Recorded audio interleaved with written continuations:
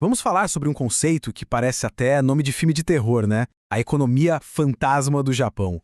Mas olha, não tem nada de sobrenatural aqui.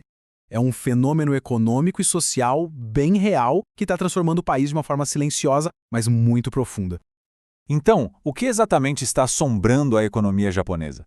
A resposta para isso é complexa. Não está só nos gráficos e nos números, mas sim nas mudanças gigantescas que estão acontecendo na sociedade do país. Beleza? Vamos entender o que é essa tal economia fantasma. Imagina uma economia que no papel continua ali com toda a sua estrutura, mas que na vida real está perdendo fôlego. Pense em cidades mais vazias, imóveis abandonados, um consumo que não reage. Tudo isso é resultado direto de um país que está, literalmente, encolhendo. E essa ideia de um país encolhendo nos leva direto para a raiz de todo o problema, a demografia. Para entender a economia fantasma, a gente precisa primeiro entender a transformação populacional incrível que o Japão está vivendo. Olha só que interessante, esse gráfico mostra duas forças opostas agindo ao mesmo tempo. De um lado, a taxa de natalidade, ou seja, o número de bebês nascendo, está em queda livre. Do outro lado, a expectativa de vida não para de subir. E qual o resultado? Uma população que envelhece muito rápido e que, no total, diminui a cada ano. E a consequência econômica disso é direta e reta. Menos gente nascendo significa menos jovens entrando no mercado de trabalho para sustentar um número cada vez maior de aposentados. É uma equação que simplesmente não fecha. Desafia qualquer sistema econômico. Ok, mas como é que essa mudança toda aparece no dia a dia das pessoas? Bom, os sintomas são bem visíveis. Estão nas ruas, nos bairros e nas cidades por todo o Japão. Os sinais estão por toda parte, sério. São casas e apartamentos que ficam vazios porque não tem mais gente para morar.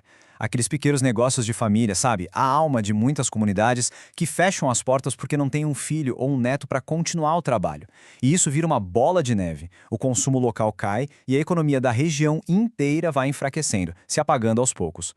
Diante de um cenário desses, as autoridades japonesas tentaram uma resposta bem ousada. Foi quase um experimento radical de política monetária para tentar, na marra, reanimar a economia. Eles implementaram os juros negativos. Parece super complicado, né?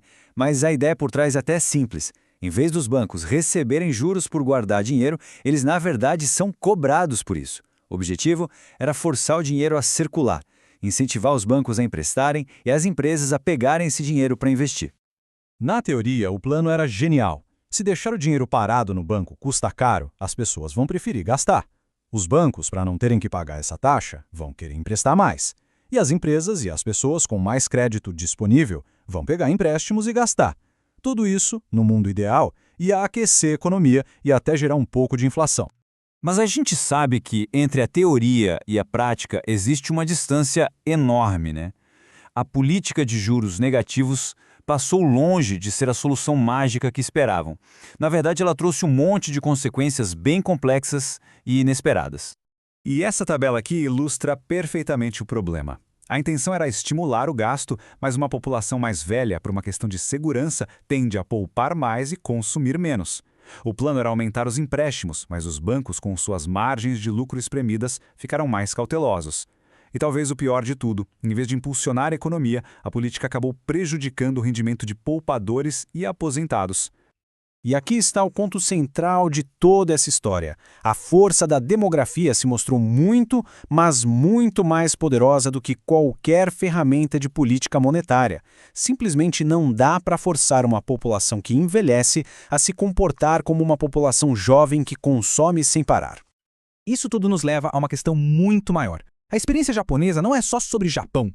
Ela pode ser, na verdade, um grande alerta para muitas outras nações desenvolvidas que estão seguindo um caminho demográfico bem parecido. E essa citação resume a situação perfeitamente. O que está acontecendo no Japão é um possível retrato do futuro para muitos outros países. É uma lição em escala global, sem dúvida.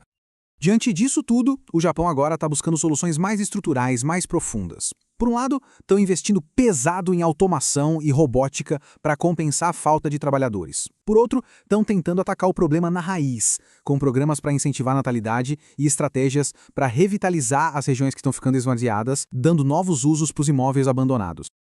E a gente termina com uma pergunta que vai muito além do Japão. Como as sociedades podem se preparar para um futuro com menos pessoas, menos consumo e uma força de trabalho que não para de diminuir?